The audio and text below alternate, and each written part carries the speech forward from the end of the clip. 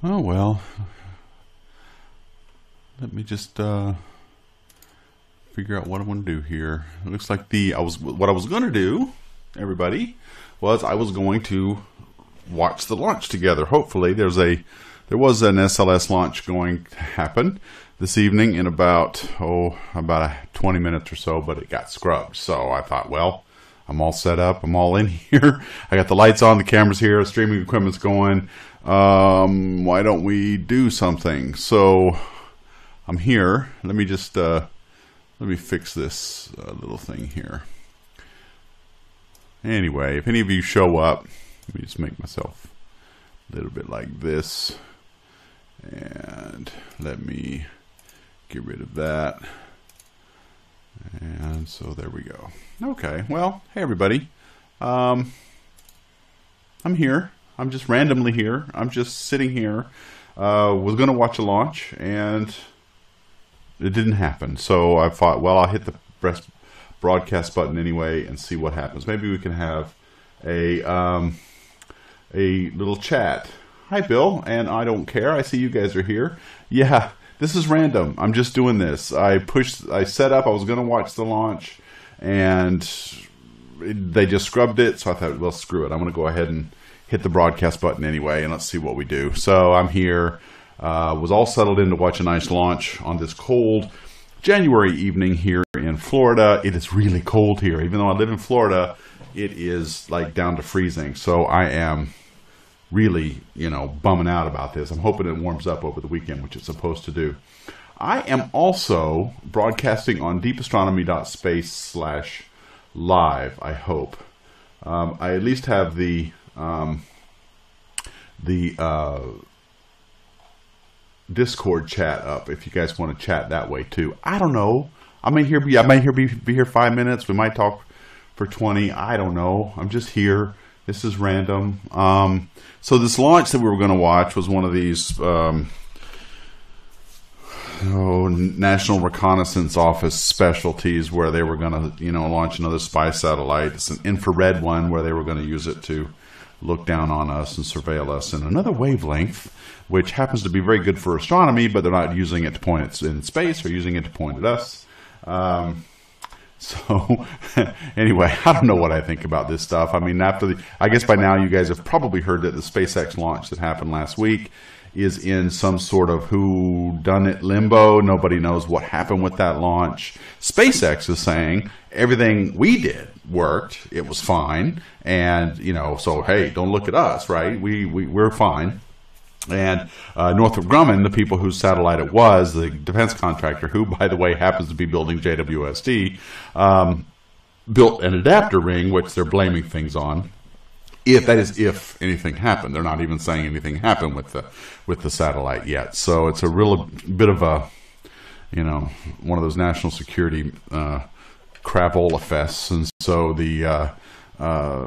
that launch, who knows? But I just was reading in my newsfeed today that it's probably going to be, it was like $1 billion satellite, and if it did get into space, then great. But if it didn't get into space, then it's going to be the taxpayers who end up footing the bill on that again. So I know it's a little bit negative here, but I'm a little bit irritated with the way things are going with our government right now in terms of the priorities on national security and defense and everything else. I'm glad Northrop Grumman is building JWST, but at the same time, they also build a lot of stuff I'm not so happy about. And you're echoey. It sounds a bit like a loudspeaker. Okay, Jason, that means I've got some kind of, let me look here. I probably have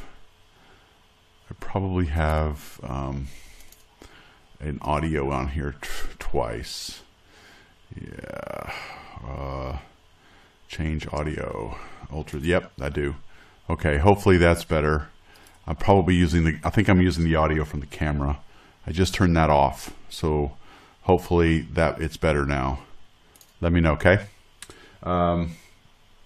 Thanks for reigniting my interest in astronomy. The Hubble Deep Space video you made a while was incredible. Thanks very much. You're welcome. But isn't that awesome? I mean, I first learned about that when I was still studying for my undergraduate degree in physics at the University of Colorado. I was in a class, and it was a biology class, I think. And anyway, the instructor just happened to mention that he had seen this new image from the Hubble Space Telescope. This was like 2000, oh gosh, 4, I think, or something like that. It was early 2000s. And it didn't look like much. The Hubble Deep Field is just sort of a big bunch of smears and dots and everything in it when you look at it. But when you think about how it was taken, that's what really blew me away. It was the context of that image that really was life-changing. So I'm glad. Oh, it's back again. Oh, bummer. All right, let me look at all of my. I've got 2 audio sources somewhere, guys, and that's the problem. Let me just look. I'm sorry this is boring, but I didn't expect to be doing this. Nope, it's not there. How about here? All right, so here I've got no audio. Good. And here, let's see what audio sources I've got. All right, okay, so there's that. I only have 1 audio source there. Hello, testing, test. Oh, now there's no audio. Testing, testing, 1, 2, 3. Testing, testing. How's that? Is that better? Is that any better? Seems worse when you were talking to your right. I'm talking to my right this way. Okay. All right, let me just listen to it myself. I'm going to listen to the stream. Hello, testing, testing, 1, 2, 3. Testing, testing, 1. Now, hello, testing, testing, 1, 2, 3. Oh well, this is all a big mess anyhow. Testing, testing, testing, testing.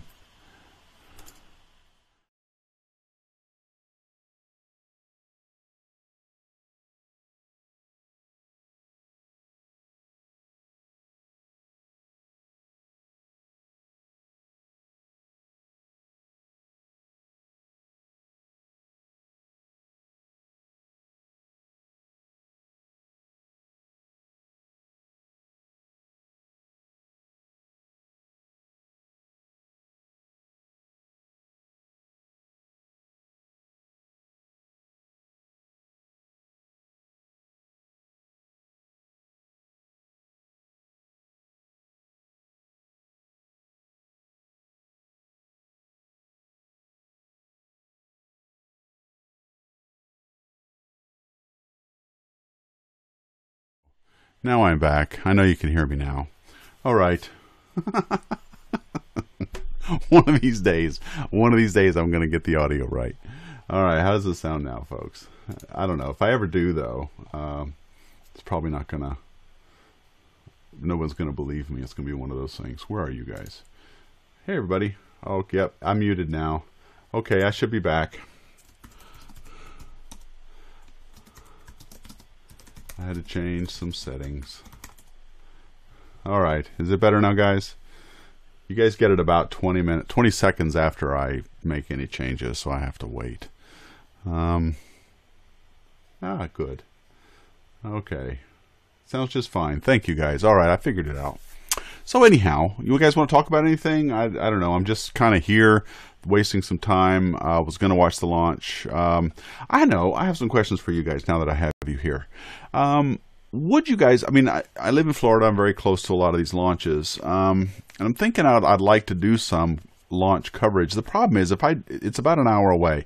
If I drive all the way down to Cape Canaveral, get set up, and then the thing is scrubbed, that's going to be a real pain in the butt for me. But I'm willing to do it if you guys think you'd like to watch it. But I want to know, what could I add that you couldn't see anywhere else? Because, I mean, let's face it, I'm not going to get those kind of cams that SpaceX has, or you know, the ULA have, the United Launch Alliance, those cams. So I'm going to be sitting about a mile away, usually on the NASA Causeway. I could probably, I mean, I have an annual pass to Kennedy Space Center, but I can only see launches when Kennedy is open, in that case. And a lot of these launches tend to be at night. Would you guys like to see them? I don't know. I'm not changing the sound. So the launch today is scrubbed. That's right, Ruben.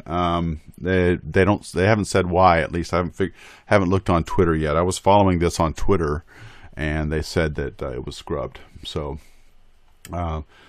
That's all I know. But the launch, the launch, in case you didn't know, was going off on an Atlas V, and it's part of the space-based infrared system that they're getting going, and it's one of these infrared surveillance satellites that looks down at the Earth in infrared and can do all kinds of nefarious things to us while it's up there.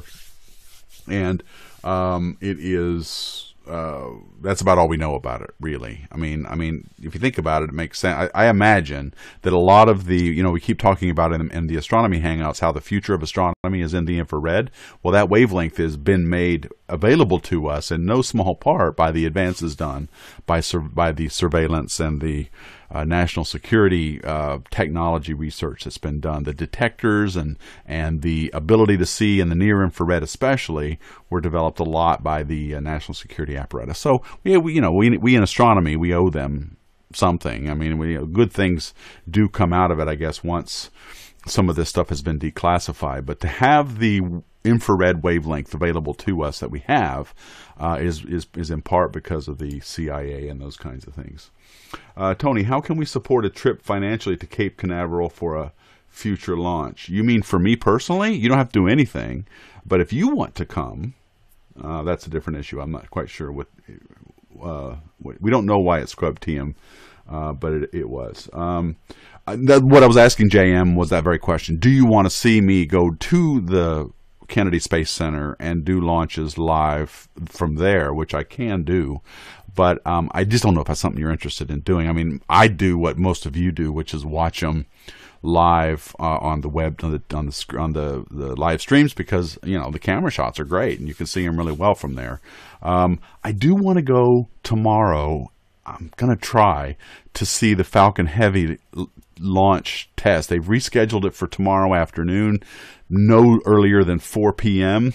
I don't know if I can get down there, but I would love to go and see the test launch tomorrow. The test firing, sorry, it's not a launch. It's a test firing of those rockets on the Falcon Heavy. That would be pretty impressive. But the thing is, they've been putting that test off for so long that if I go over there and they scrub it yet again, that's going to be annoying. No, in reference to supporting your channel, perhaps do you have a Patreon or what have you? Yes, I do, JM. It's patreon.com/deepastronomy, and that is becoming more important now, because I don't know how long you've been following the channel, but Deep Astronomy, every Thursday at 3 o'clock, we do these hangouts that are being nominally, they're sponsored by the American Astronomical Society. Well, that funding may not happen. I mean, I just got word today that we're still that nothing is set on this yet. And so I'm nervous. They're probably going to fund it. They probably are.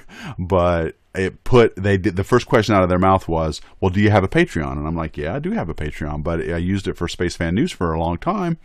And I don't, it's not at a level that would support doing hangouts. So I may start doing some more postings on Patreon to help maybe get more support for the hangouts if you like it. But certainly if you would like to see more launches, that's a possibility too. I want to give you guys content you want. And so, I don't know. Susan Hunter, yes, Tony, I would love you being a live commentary space reporter. Okay, well, maybe I could do this, Susan. Maybe I could have the live stream coming in on my app on my computer, and then I could do something like this, where let me get rid of this. If I do something like this, where I squish myself up into a little ball like that, and then I add a screen grab of, let me see if I can do this live. You guys are guinea pigs. You didn't know that. Plus screen capture. Let's see if I capture this. No, this. Okay. So here's the YouTube channel for the United Launch Alliance. So I could have their stream going like that, and down there. We have to point opposite. I must be mirrored, and then I could have a commentary over that. something like that, Susan. That look good.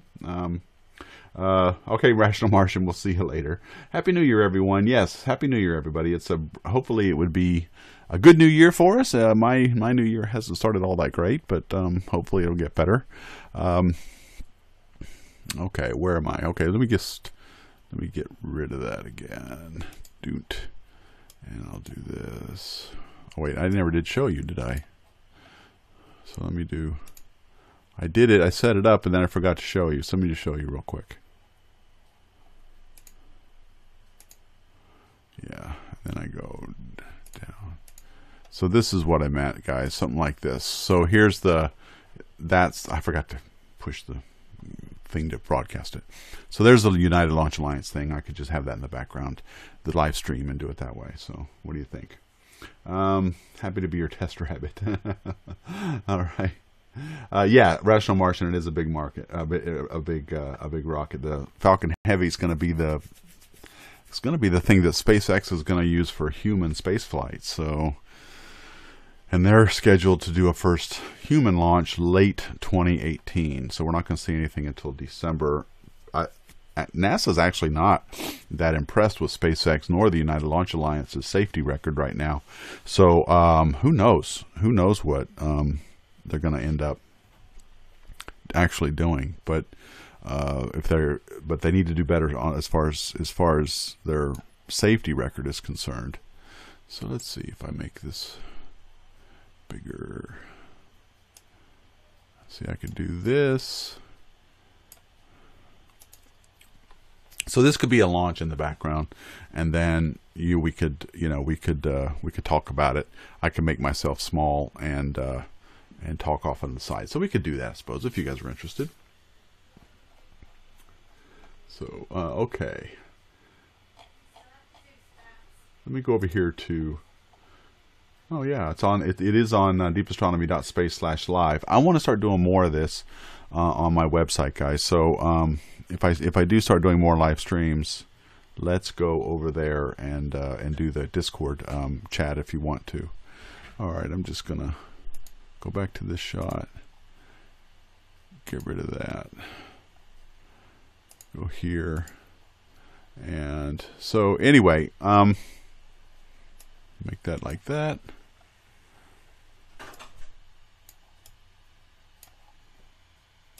There. Okay, so now we're back to normal. Let me know what you guys think. I'm probably going to go because this was kind of random. You need a serious telephoto and it's difficult to shoot. That's right, Michael. I don't have that kind of equipment. Where can you park a small Class C RV close? You know what? It's actually quite close. You could, in Titusville, right before you get to the NASA Causeway, is US 1, Highway 1.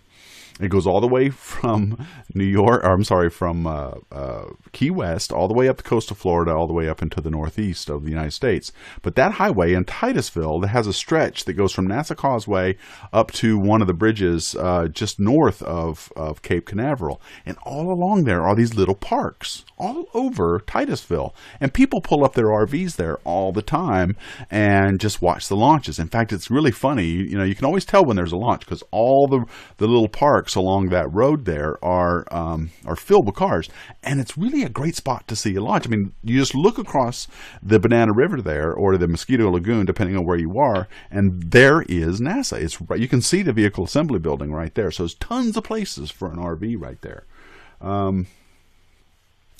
Okay, JM, very much off topic. We don't really have a topic here. I'm just sitting here rambling. Star Wars or Star Trek? Star Trek, dude, all the way. 100% Star Trek. I love Star Wars. I watch all the Star Wars movies, but I'm sorry, man. It's Captain Kirk, Spock, and McCoy for me. I'm old, so I watched Star Trek, the original series, when it was actually on CBS in the evening, and I used to fight with my dad about it because it was also, I think, something he liked to watch was, I think it was Bonanza was on at the same time, and he and I used to argue. Of course he would win, and I didn't get to watch Star Trek. But when it went into syndication after school every day, you'd come home, I'd watch Star Trek after school, and that's it all the way. Doctor Who all the way. I married someone from England, and she's from the Northeast, and she wasn't a Doctor Who fan, but I did learn a lot about Doctor Who from her. I never could get into it as much. It was on PBS growing up, and they just seemed kind of weird every time I watched it, and so I never got into it. But I've heard it's great, and I don't know a whole lot about it, but you know, all the power to you, man. Doctor Who. Star Wars started to get big for me around Empire Strikes back in the early 80s. But then they lost me again with the Return of the Jedi. I really did not like that movie. But it almost had me. And then I started watching the new ones. Episode 1 sucked because who wanted to see, you know, Jar Jar Binks? But the second one, and then finally the third one with where Anakin gets killed, but when you see Anakin turning into Darth Vader, that was really good. I liked those two a lot. But my all-time favorite, guys, my all-time favorite science fiction movie, hands down, is the director's cut of Blade Runner, and that is the best movie ever made. Now, I have not seen the sequel that just came out this summer. I'm waiting to see that, but that was a brilliant movie, and it has to be the director's cut because I saw it in the theater and I saw the voiceovers, and you know that with Harrison Ford doing that narration, it was terrible because you know they made him do that. I'm told the studio made Ridley Scott go back and record those voiceovers because they were concerned, the studio was concerned that nobody would understand the movie. Well, they were wrong, and if I'm not mistaken, Blade Runner was the first movie to ever get a director's cut because it was exactly opposite of what Ridley Scott wanted when he made that movie. So anyway, that's my favorite all-time movie, and it also gets the award for the best soundtrack ever made. I don't know if it's pronounced Vangelis or Vangelis. I've always pronounced it Vangelis, but he's a electronic artist, and he did things like Chariots of Fire and a bunch of other movies that were in the 80s. Absolutely the best soundtrack ever was for Blade Runner. Have I seen Star Trek Discovery? Yes, I have. In fact, I got CBS All Access just so I can watch it. Now, it turns out in the UK, you can watch it on Netflix if you have that as part of your Netflix subscription. But yes, I got the app just so I could watch Star Trek Discovery, and it's brilliant. Absolutely love it. It's okay. So Next Gen came out. I thought it was hokey and stupid for the first 4 seasons, and then we got toward like season 4, 5, 6, and 7. Those later seasons, things got really good, especially right around the time the Borg came along, which I think was season 4. But then they went. What was after Next Gen? I forgot now. Was it Voyager? Voyager was okay, but Captain Janeway was very weird and a bit like, she was a bit like Captain Kirk, only female. So I liked her over the top style, but the show itself didn't really wasn't as good.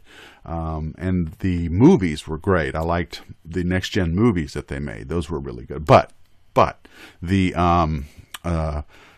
Star Trek Discovery is like no other kind of Star Trek I've ever seen, and it's absolutely brilliant. I'm loving every bit of it. So, yeah, Susan, I didn't see the sequel yet. I heard it wasn't as good. JM, thank you for joining. I really appreciate that. Yeah, Vangelis for the win, for sure, Shiny Copper Pot, no question. I did not see the sequel, Susan, yet. I'm a little nervous because I heard it wasn't great. But I'll see it. I'll probably wait until it's on Netflix or something like that. I watched the first episode of Orville, Raj, but oh yeah, right. Deep Space Nine was after Next Gen. Thank you, Patrick. I appreciate it. Raj, I'm going to watch it now. Right now I'm in the middle of watching what's on Amazon Prime. I'm drawing a blank right now. The Philip K. Dick stories. I'm watching that right now. And it's really good. I'm really enjoying that. The sci-fi genre of anthology books, kind of like, or anthology series, kind of like The Twilight Zone, that's coming back. I'm also like Black Mirror a lot as well. I've been watching that. Discovery's kind of cool, just as James Lewis, but it looks like it was made by people who never actually watched any previous Star Trek and didn't understand what the Federation was supposed to be. Okay, that's a good point. I think it's trying to be more. I don't know. There was a lot of restrictions on the original series by Gene Roddenberry, right? I mean, first of all, everything had to be neatly summed up at the end of the episode, and each episode didn't really relate to the others in any kind of serial format. So, and then I think you couldn't. I think, and this is my understanding, Gene Roddenberry would also not let people, go into religion too much or things like that. So. There were a lot of restrictions that were kind of arbitrary based on Gene Roddenberry that kind of made Star Trek what it was, and it was a little too squeaky clean, right? I mean, if you ever saw that first episode of Black Mirror for this season, where they were doing this sort of a Star Trek spoof in the beginning of the episode, that's a lot like what is very squeaky clean. Very, nobody had genitals. That I'm kidding, of course, but that sort of. In that sense, the original series wasn't that realistic. So yeah, you're right. The Discovery isn't of that flavor. It doesn't have that feel at all. But I still think it's true to Star Trek. What is it like to have a Federation-like environment in a hostile universe? Really? Okay? And, can you always be this full of the Prime Directive and always be goody-goody every time you turn around?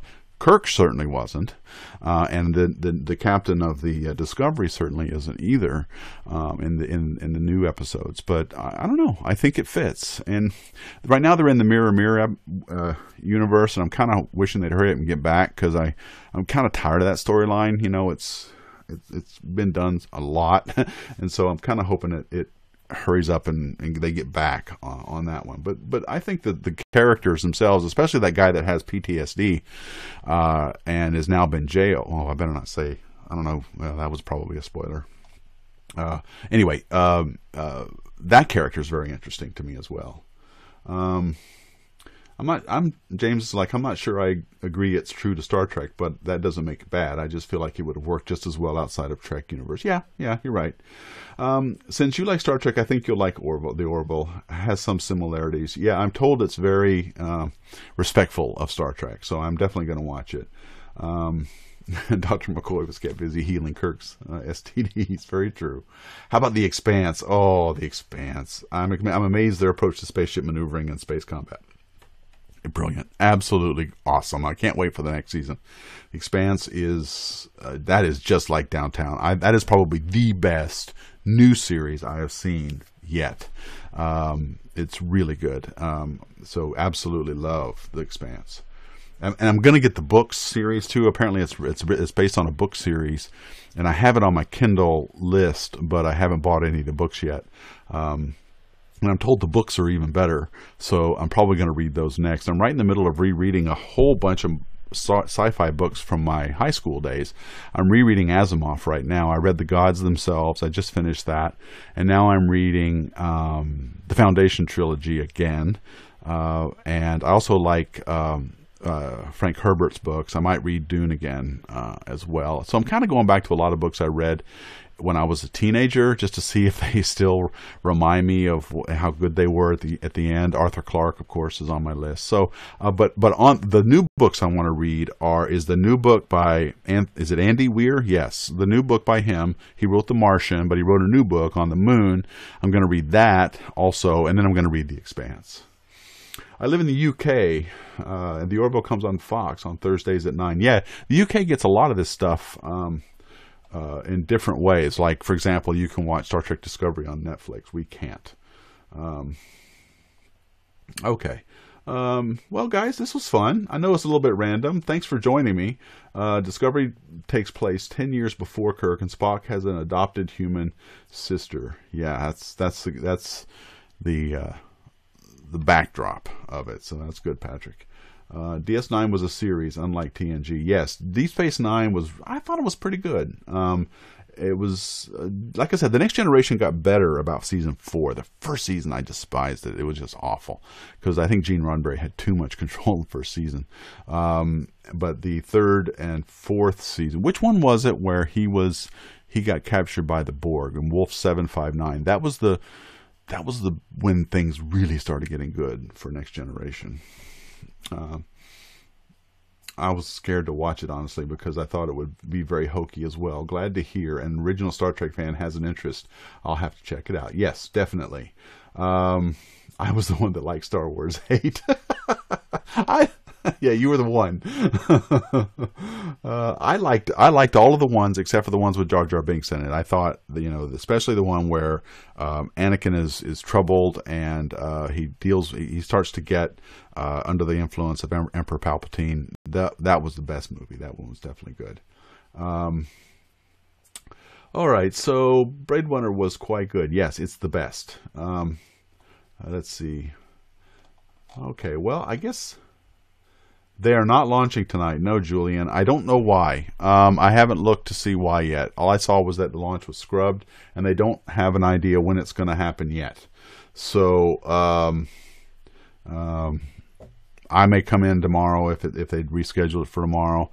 The Falcon 9 Heavy is supposed to do a test launch of their rockets tomorrow. Oh, here it goes. What does it say? Something just popped up on the website. They're going to do live coverage of tomorrow's launch attempt starting at, so they're going to do it again tomorrow same time. So I might join you guys here. I should be here. But they don't say why. It's just, if you go to the oops.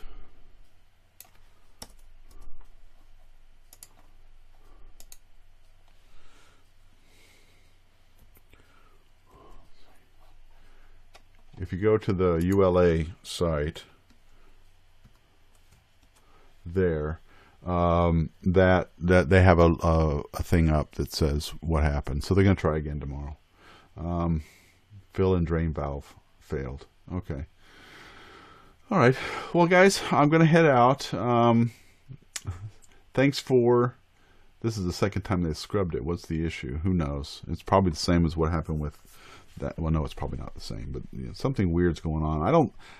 Nothing good seems to happen launching rockets from Florida in January, if you've noticed. Good things don't seem to happen. It's just been really cold down here, and I'm sure part of that is, the reason why they're being super careful.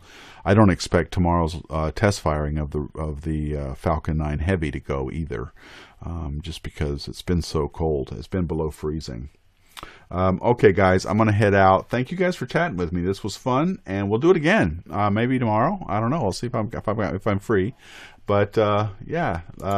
Thank you guys for checking things out. Don't forget we have Hangouts every Thursday, 3 o'clock. I also have the next Telescope Talk Hangout on Wednesday at 3 o'clock. So join us all there as well. And check out the Deep Astronomy Patreon camp page if you'd like to maybe help out a little bit with keeping Deep Astronomy doors open. Anyway, thank you. Oh, by the way, see this? This is a Deep Astronomy hoodie.